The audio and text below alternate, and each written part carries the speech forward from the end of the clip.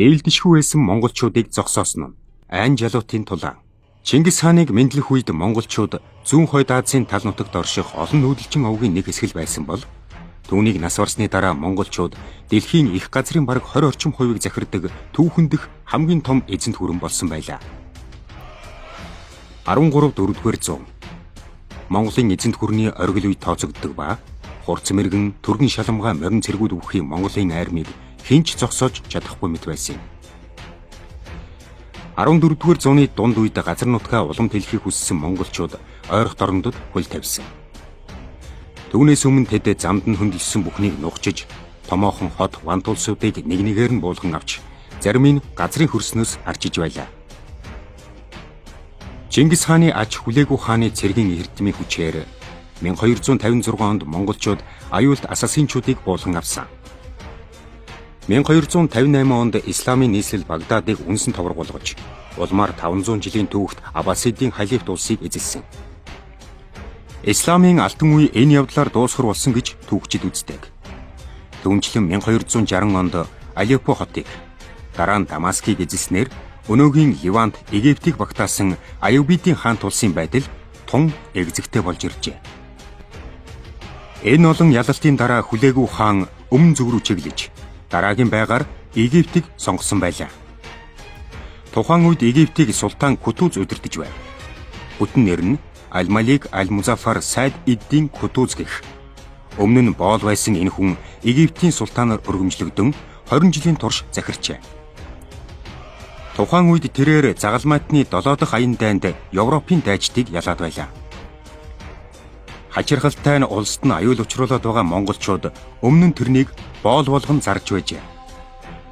Кутуз нь Дундад Азад хоризмын эзэнт улсад төрсөн ба тус улс нь 1231 онд монголчуудад эзлэгдсэн.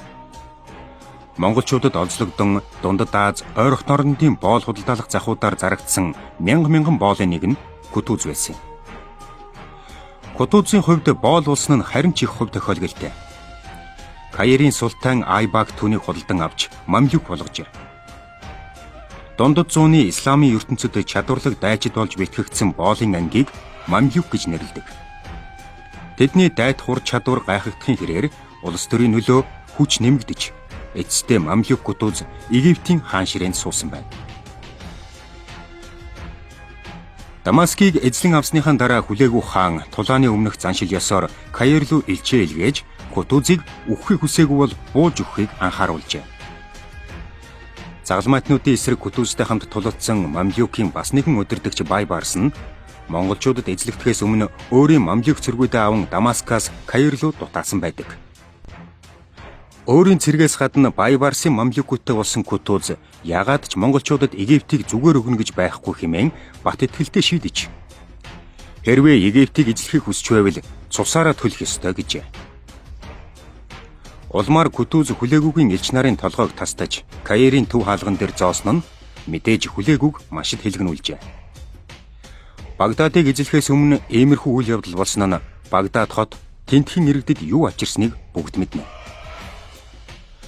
Кутуз болон Каирыг үүнтэй ижил хувь тавилан хүлээж байсан байж магадгүй ч тэдний хувьд гинтийн аз мэд зүйл тохиолдож хувь заяа нь өөрөөр ирсэн.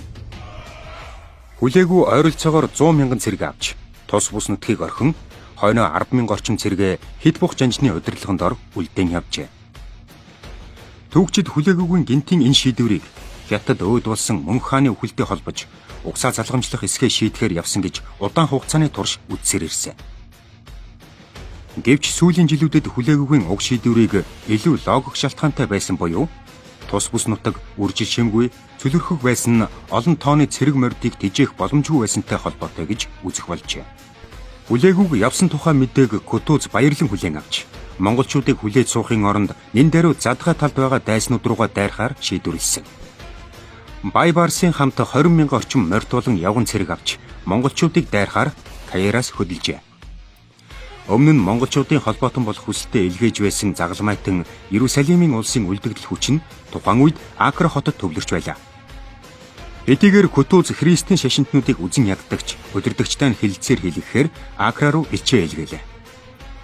Христүүд монголчуудыг мамлюкаас илүү аюултайсан гэж үзэн Кутузыг өөрийн нутгаар дамжин өнгөрөх, цэрэг хүчээр хангахаар зөвшөөрөө зогсохгүй Ахрагийн ойролцоо буудлуулсан байна. Буудлаж байх хугацаанд Кутуз монголчуудыг Йордан гол гаталсныг сонсоод айн жалууд нэрт газрын ойролцоо дайралт хийхээр цэрэгээ хөдлөжээ. Байбарс Кутуз 2 монголчуудыг занганд оруулах төлөвлөгөө боловсруулсан. Хүчний харьцаа илүүгээс гадна Байбарс тус газар нутгийг сайтар мэддэг байсан нь Мамлюкийн давуу талыг нэмэгдүүлж байлаа. 1260 оны 9-р сарын 3-нд Хэт бухын цэргүүдтэй тулалдахдаа өндөрлөг газар байрлах ойд олон тооны цэргээ нууж байрлуулжээ. Мамлюкууд дайраад зүгтах тактик боловсруулснаар өрх бэлдсэн газар руугаа монголчуудыг хөтлж байжээ. Тэр өдрийн өглөөнөөс эхлэн хэдэн цагийн турш үргэлжилсэн тулаанд хоёр тал ширүүн тулалдав. Эдгээр хэд бухаар удирдуулсан монгол цэргийн тоо хэд дахин бага байсан ч тэд эцсээ хүртэл эр зөрөгтэйгээр тулалдаж Мамлюкийн эсрэг хүчтэй цохилт өгөн ухраасан нь түүхэнд тэмдэглэгдэн үлджээ. Гэвч хэд бух өрхөнд орсон гэдгээ хэтэрхий оройтож ухаарчээ.